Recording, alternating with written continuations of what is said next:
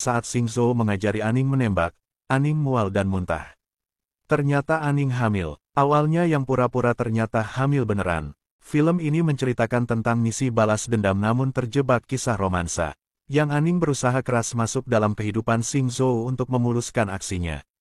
Dalam setiap kesempatan ia mencari tahu penyebab kematian saudaranya termasuk pergi ke tempat terlarang. Di sana Aning bertemu Nona Longqi, mereka berargumen yang menyebabkan pertengkaran. Hingga akhirnya mereka jatuh ke kolam, bukannya menolong Aning, Xing Zhou malah menggendong Longqi. Longqi adalah tunangan kakak tirinya. Saat ingin berganti baju Aning bertemu Ling Rufen ibu tiri Xing Zhou, mereka bertengkar dan Rufen menyiksa Yang Aning. Lagi-lagi Xing Zhou datang membantunya.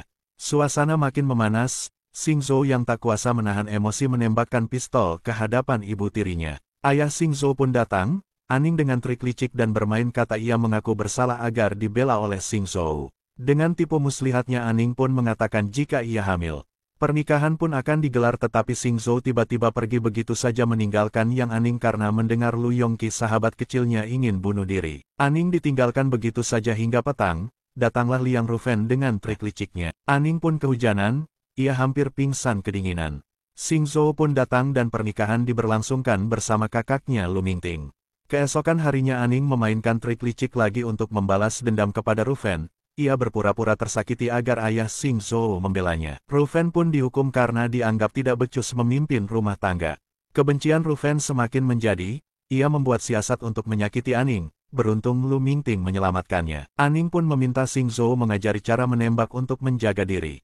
Xing Zhou menolak karena kesibukannya. Akhirnya Aning berlatih dengan Lu Mingting. Hal ini membuat kecemburuan Xing Zhou.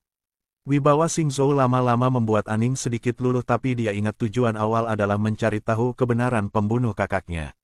Ayah Xing Zhou mewariskan kedudukannya kepada Xing Zhou. Hal ini membuat kebencian Rufen, Lu Mingting dan Lu Yongqi semakin berkobar. Mereka pun mencari cara untuk menjatuhkan Xing Zhou dan Aning. Tengah malam Aning datang ke tempat rahasia tapi ia kepergok Xing Zhou. Keesokan harinya saat Xing Zhou mengajari Aning menembak, Aning mual dan muntah. Ternyata Aning hamil. Awalnya yang pura-pura ternyata hamil beneran. Seketika Aning teringat kenangan bersama kakaknya, ia pun ingat akan balas dendamnya. Keesokan harinya Aning diculik oleh bandit. Mereka ingin menyakitinya. Kehadiran Aning mengancam posisi mereka sehingga mereka ingin membunuhnya. Syukurlah Xing Zhou datang tepat waktu menyelamatkan Aning. Aksi pertarungan dengan bandit pun tak terelakkan.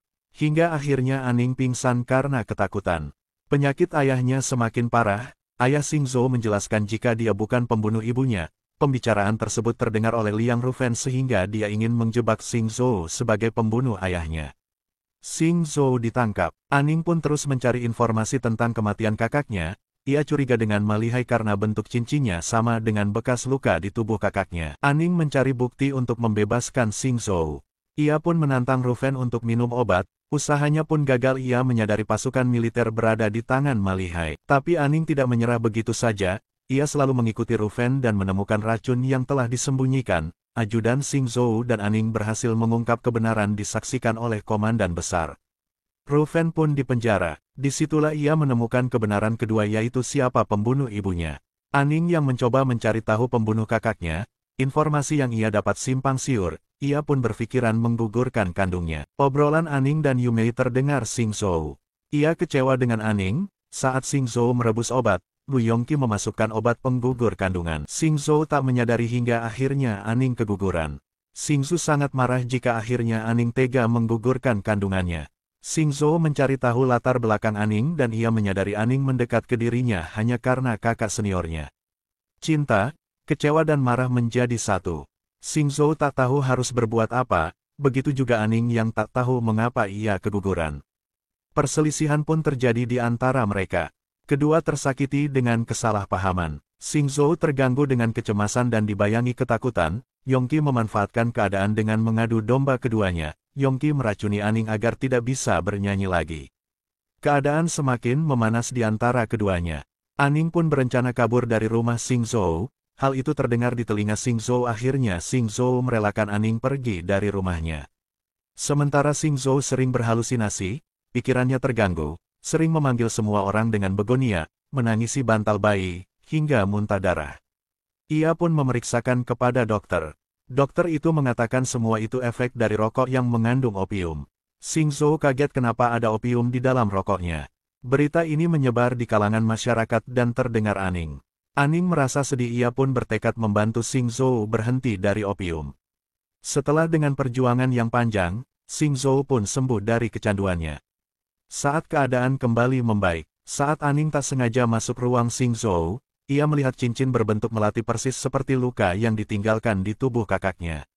Mingting pun memanipulasi bahwa ibu Xing Zhou pemilik cincin tersebut. Memori terdahulu pun teringat, ia kembali bersama kenangan kakaknya.